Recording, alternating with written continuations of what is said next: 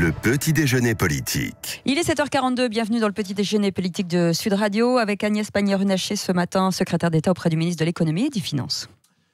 Bonjour Agnès Pannier-Runacher. Bonjour. Avant la grève annoncée de jeudi, il y a déjà le mouvement des gilets oranges qui bloquent notamment dans l'Ouest les dépôts d'essence, des professionnels du BTP qui sont mobilisés alors contre la suppression d'un avantage fiscal dont bénéficiait jusqu'à présent le gazole non routier. Est-ce qu'il y a une porte de sortie ? Oui, il y a une porte de sortie. Nous avons reçu les représentants de ces professions 5 heures hier à Bercy. Leur sujet central n'est pas au fond la réforme, parce que tout le monde a compris que l'essence qui pollue a vocation à être taxée de la même manière, quel que soit son usage. Et c'est ce qui est en jeu. Le gazole non routier aujourd'hui était très très peu taxé, coûtait beaucoup moins cher que le diesel, alors c'est la même chose. 80 centimes et il va passer à 1,40 € à peu près, voilà. C'est ça, oui. Alors, mais bien bon, sûr, ça fait évidemment une charge supplémentaire. C'est une charge supplémentaire et il faut l'accompagner. Et c'est pour ça qu'on avait concerté depuis le mois de juin. C'est pas une chose qu'on sort de notre chapeau. On avait concerté depuis le mois de juin. On avait autorisé et aidé en fait les professions à augmenter leurs prix dans les contrats qu'ils ont avec les communes, les départements, parce que souvent ils agissent pour des collectivités publiques, donc pour accompagner ça, et on leur avait donné également un avantage de façon à changer de machine pour avoir accès à des motorisations plus propres, parce qu'effectivement, s'ils sont obligés d'utiliser du diesel, c'est quand même un peu compliqué dans la durée. Ce qui les embête aujourd'hui, ce qui est un vrai problème, c'est que vous avez encore les agriculteurs qui peuvent bénéficier de cet avantage tout le secteur fiscal, agricole avec ses grands engins, quoi. Voilà. Ouais. Et qu'ils ont peur qu'il y ait une concurrence déloyale par rapport à leur propre activité. Donc tout l'enjeu, c'est effectivement de monter le niveau de contrôle avec des douaniers pour vérifier qu'il n'y ait pas des détournements de l'usage de ce gazole. Que ce gazole soit siphonné pour aller dans d'autres engins, quoi, en particulier, ou qu'il y ait des travaux agricoles qui s'apparentent vraiment de très très près à des travaux de bâtiments. Et ça, donc, ça serait un problème. ce que vous pouvez leur proposer, c'est quoi alors ce matin ? C'est ça, c'est des contrôles supplémentaires ? C'est ce que nous avons discuté effectivement avec eux hier. Et ça, c'est un point qui, aujourd'hui, je dirais, les rassure en partie. C'est vraiment un des points sensibles par rapport à cette transition. Ensuite, il faut que les choses reviennent à la normale au niveau des dépôts d'essence, de carburant. Et c'est pour ça que nous sommes en train d'intervenir pour qu'elles reviennent à la normale. Il va y avoir des interventions, là, des CRS pour déloger. Oui. Ça, c'est la stratégie. Sans agressivité, mais simplement parce que les Français doivent avoir accès aux pompes à essence. Et nous avons fait cette concertation. Nous l'avons accompagnée depuis 6 mois. Donc on va mettre les choses. Il n'y aura pas de moratoire. Il n'y a pas de moratoire. Hein. Ce n'est pas l'objectif. Je ne crois pas que ce soit l'enjeu. On ne peut pas à la fois être dans les paroles en disant qu'il y a une urgence climatique et pas appliquer dans les actes. Et donc, c'est de ça qu'il s'agit aujourd'hui. Bon, donc on verra dans les heures qui viennent. Ça pourrait se débloquer. C'est ce que vous dites. Vous, à Bercy, vous êtes confiant. Tout à fait. Nous souhaitons que ça revienne dans la normale et ça paraît légitime. Ce d'autant que la porte a toujours été ouverte à Bercy pour discuter de ces sujets-là. Oui, d'autant que ce serait quand même un peu dramatique s'il y avait pénurie d'essence alors qu'il y a une grande grève qui s'annonce dans les transports, puisque la CFDT rejoint le mouvement. Vous attendez à une grande paralysie ? Je crois que les journées du 5 seront effectivement essentiellement en zone francilienne, parce que ça ne concerne pas toute la France. Il faut aussi être conscient de ça. On a un tropisme très parisien dans la façon de regarder ce mouvement. Je pense notamment aux transports en commun. Les transports en commun, il y a les TER aussi dans les grandes villes. Oui, mais pas avec les mêmes niveaux de mobilisation. Et puis vous avez des transports en commun qui fonctionneront très bien parce qu'ils ne sont pas concernés par les régimes sociaux. Donc ce que vous dites sur le reste de la France, Pannier-Runacher, c'est que le conflit sera focalisé beaucoup sur l'Île-de-France, sur la région parisienne. Ce que je dis, c'est que sur l'immobilisation des transports, ça concerne beaucoup la région Île-de-France, beaucoup moins d'autres régions de France. C'est très factuel, il suffit de regarder les revendications de grève. Ça n'empêche pas d'avoir des manifestations, et ça c'est un droit constitutionnel, et chacun manifestera là où il le souhaitera. Oui, du côté des entreprises, comment elles peuvent s'adapter alors, notamment pour les franciliennes, mais également les autres, puisqu'elles sont un peu inquiètes. Nous appelons les entreprises à faire preuve de bienveillance à l'égard de leurs salariés. Vous savez que le télétravail peut être mis en place très facilement aujourd'hui. Le télétravail, c'est une bonne solution, de manière générale d'ailleurs, pour gérer les circulations entre travail et domicile. Et dans un contexte comme celui-ci, c'est une bonne mesure pour continuer à travailler, faire en sorte que les gens ne soient pas déconnectés du travail, mais n'aient pas à se déplacer. Donc, faciliter le télétravail, faciliter aussi... le télétravail, quand c'est possible, hein, on ne peut pas forcément travailler partout en télétravail. Non, quand on est dans des fonctions d'accueil, c'est compliqué d'être en télétravail, mais il faut être aussi à l'écoute des salariés qui pourront poser une journée de RTT, par exemple, ou qui pourront faire d'autres choix, s'organiseront autrement. Nous appelons les entreprises à être bienveillantes sur ces éléments-là. Oui, alors bienveillante, c'est-à-dire ne pas forcément leur imposer un jour, quoi, non ? Bienveillante, c'est faire en sorte Parce que les gens qui ne peuvent pas se rendre au travail, pourquoi ils déposeraient un jour de RTT s'ils ne peuvent pas, s'ils sont bloqués ? Qu'est-ce qui se passe dans ces conditions ? Ils prennent un jour de congé, donc ils en profitent. Non, mais s'ils ne veulent pas dire, prendre un jour de congé, se rendre au travail, mais qu'ils n'y arrivent pas. Ils restent en contact avec leur entreprise et ils peuvent bénéficier du télétravail. Vous avez quand même un certain nombre de possibilités. Oui, mais le télétravail, encore une fois, c'est pas possible pour toute chose. Dans l'accueil des engins de chantier ou autres, etc. Oui, mais donc chaque entreprise, elle ajustera en fonction de la situation. Elles peuvent aussi décider de ne pas assurer des fonctions d'accueil ce jour-là. Je crois que c'est propre à chaque entreprise de s'organiser. Mais ce qu'il faut faire, c'est en tenant compte de la réalité des contraintes des entreprises en question. Puisque... Moi, je l'ai vécu quand je dirigeais une entreprise. On s'arrangeait toujours. Et on le faisait en souplesse. Donc, je crois qu'il ne faut pas rentrer dans des injonctions. Exactement, dans des injonctions qui seraient données par l'État. Non, mais parce que vous êtes quand même au ministère de l'économie et des finances. Vous travaillez avec ces petites entreprises. Vous êtes en contact permanent avec elles. Donc, vous pouvez leur donner en fait des conseils, en tout cas, quoi, non ? Nous, ce qu'on leur donne comme conseil, c'est qu'on leur facilite tout ce qui est aspect administratif. Revenons quand même aussi au problème de fond, c'est-à-dire la réforme des retraites. Est-ce qu'il n'y a pas un manque de pédagogie autour du sujet ? En tout cas, moi, je veux rappeler ce qu'est la réforme des retraites, parce qu'effectivement... on a l'impression que les gens n'ont pas bien compris encore. On perd un peu de vue quel est l'objectif. L'objectif, d'ailleurs, je l'observe, et il est plutôt partagé par les Français. Il est partagé par plus de 2/3 des Français. C'est de dire une chose très simple. On a aujourd'hui un système qui est à bout de souffle. Vous avez 42 régimes de retraite différents. On propose de faire un régime unique, universel, qui s'applique de la même manière à tous, avec une logique toute simple.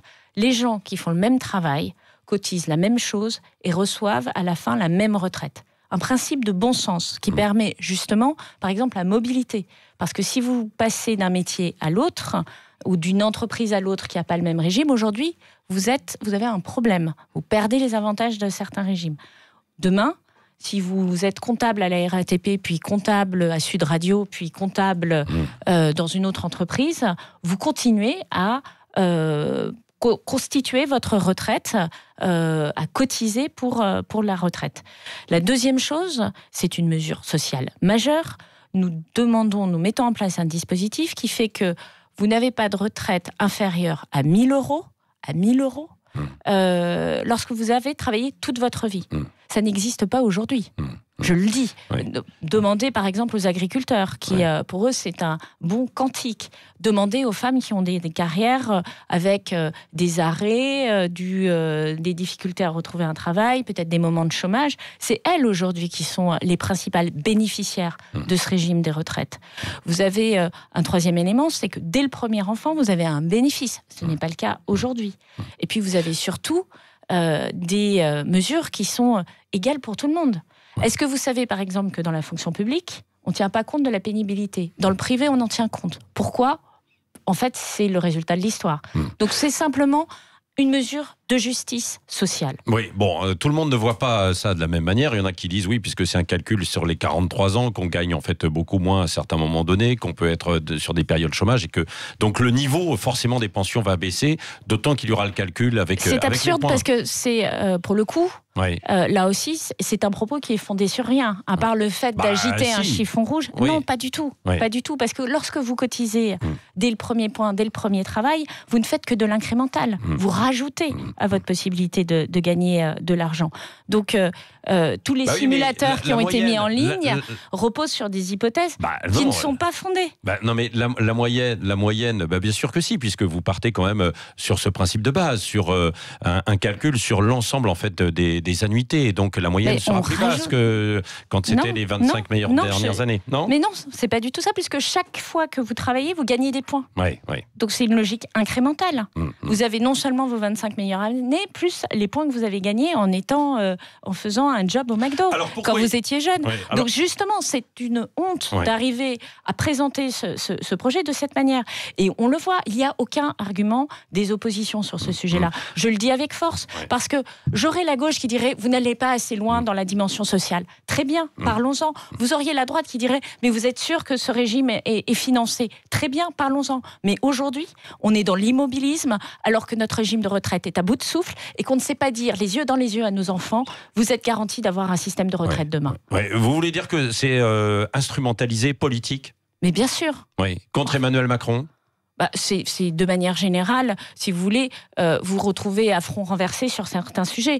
Ne pas pouvoir poser sereinement le sujet des régimes spéciaux est pour le moins surprenant de la part de certaines oppositions qui ont été assez vocales sur ces sujets-là. Est-ce que le gouvernement n'a pas fait quand même des erreurs aussi de communication depuis maintenant 1 an et demi que ce sujet est plus ou moins sur la table ? Mais moi, ce qui m'intéresse, c'est la réforme. C'est ce qu'on met sur la table, c'est la discussion que nous ouvrons, c'est la concertation. Alors bien sûr, on est dans un moment un peu intermédiaire parce qu'on a voulu concerter. Et quand on concerte, on n'a pas tous les paramètres qui sont réglés.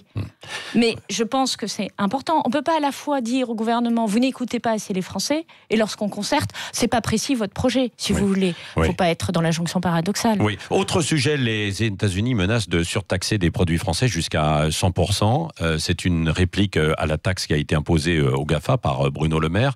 Quelle est la marge de négociation de la France ? Déjà, je veux redire pourquoi cette taxe elle a été mise en place. Cette taxe, elle vise à corriger un des principaux scandales de justice fiscale, qui est que les grandes plateformes numériques payent 14 points de moins d'impôts que toutes les autres entreprises. Et nous sommes les premiers à avoir mis cette taxe en place, et nous faisons en fonction de leaders au niveau européen, et les autres nous suivent. Et ça, je comprends, ça inquiète les États-Unis. Jusqu'ici, les États-Unis nous ont dit « Non, mais on comprend, c'est vrai que c'est un problème, on va régler ça au niveau de l'OCDE ». L'OCDE est arrivé avec un projet de taxation numérique. Il est sur la table. Il est sur la table. Donc maintenant, les États-Unis rétropédalent un peu en panique en disant « oulala, on va faire pression ». Donc Bruno Le Maire va s'exprimer tout à l'heure sur ce sujet-là, mais il est très clair que nous n'avons pas à reculer par rapport à un sujet qui économiquement fait du sens et qui est de justice fiscale. La France ne reculera pas sur ce sujet face à Donald Trump. Je laisserai Bruno Le Maire s'exprimer tout à l'heure sur le sujet, mais fondamentalement, le combat que nous menons, il n'est pas dirigé contre les plateformes numériques américaines, il est, je dirais, générique, il s'applique d'ailleurs y compris à des plateformes numériques françaises, donc il faut arrêter de raconter n'importe quoi là aussi, et surtout, il est juste, donc on doit être, je dirais, pugnace sur ce sujet. Oui, puisque vous parlez des plateformes numériques, un mot quand même sur les petits commerçants là qui sont beaucoup et qui pourraient être impactés peut-être aussi par la grève, et puis il y a cette concurrence numérique. Est-ce qu'il y aura des compensations éventuellement ?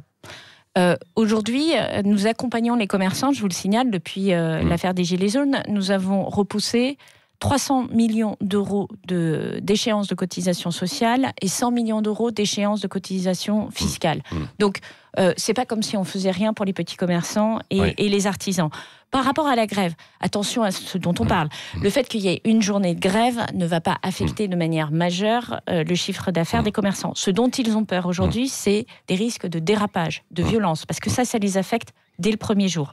Et la deuxième chose, c'est que ça puisse durer. Parce qu'effectivement, dans le mois de décembre, c'est le moment où on fait le gros du chiffre d'affaires. Donc nous serons extrêmement à l'écoute, comme nous l'avons toujours été, que ce soit dans des cas d'inondation, dans des cas de manifestation des Gilets jaunes ou sur d'autres sujets. Agnès Pannier-Runacher, question aussi avec Cécile Bénibus.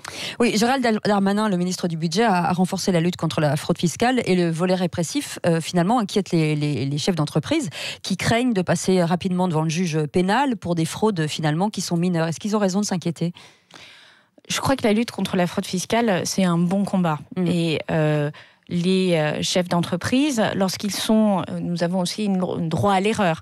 Lorsqu'ils sont de bonne foi, qu'il y a eu une erreur il n'y a pas de raison d'aller jusqu'au pénal. Lorsqu'on est face à des montages qui ont nécessité l'intervention d'un conseil fiscal, il y a eu quand même une forme d'intention. Donc là encore, on sera pragmatique, on sera raisonnable, mais pas prendre les enfants du bon Dieu pour des canards sauvages. Je veux dire, on est aussi dans une volonté de justice fiscale. On a amélioré le combat contre la fraude fiscale, notamment la TVA intracommunautaire, c'est-à-dire au-delà de nos frontières. On sait que c'est un sujet majeur. On responsabilise là aussi les plateformes numériques dessus. Et c'est de la concurrence déloyale. Voilà. C'est de la concurrence déloyale entre entreprises. Donc là aussi, c'est bon pour les entreprises. Oui. Agnès Pannier-Runacher, un mot rapidement sur votre Fabriqué en France. Vous lancez un grand concours, c'est ça, une grande exposition 18-19 janvier prochain à l'Élysée. Comment ça va se passer en 2 mots? On peut s'inscrire, tout le monde? Alors, tout le monde peut s'inscrire. Vous vous connectez sur le site de l'Élysée, vous remplissez 2 pages très rapides en expliquant quelles marchandises vous produisez, vous fabriquez en France, quelle que soit la marchandise. Nous, ce qu'on veut montrer, c'est qu'en fait, on peut vivre en achetant des marchandises fabriquées en France et que ce n'est pas nécessairement beaucoup plus coûteux, que, en tout cas, si on fait le rapport qualité-prix, on s'y retrouve et qu'on a des produits extrêmement attractifs et on veut les mettre en valeur. C'est tout l'objet de cette exposition. Je présiderai un jury la semaine du 16 septembre avec des grandes figures. 16 décembre avec des grandes figures du Made in France qui sont battues pour ça. Je vais parler d'Yves Gégaud, je vais parler d'Arnaud Montebourg, ça ne va pas vous surprendre, mais effectivement, on reprend le flambeau. C'est un combat efficace qui est bon pour l'économie et qui permet aussi d'être du côté du positif et de montrer qu'on fait, en termes industriels, beaucoup de choses intéressantes en France et qu'il faut pousser nos PME et nos ETI dans cette direction. Merci et Agnès Pannier. Oui, Schrein-Garma. Merci Agnès Pannier-Runacher, secrétaire d'État auprès du ministre de l'Économie et des Finances, d'être venue ce matin sur Sud Radio. Merci d'avoir été avec nous. On reste ensemble jusqu'à 10h. 7h58, c'est le Grand Matin Sud Radio. 5h-10h, le Grand Matin Sud Radio.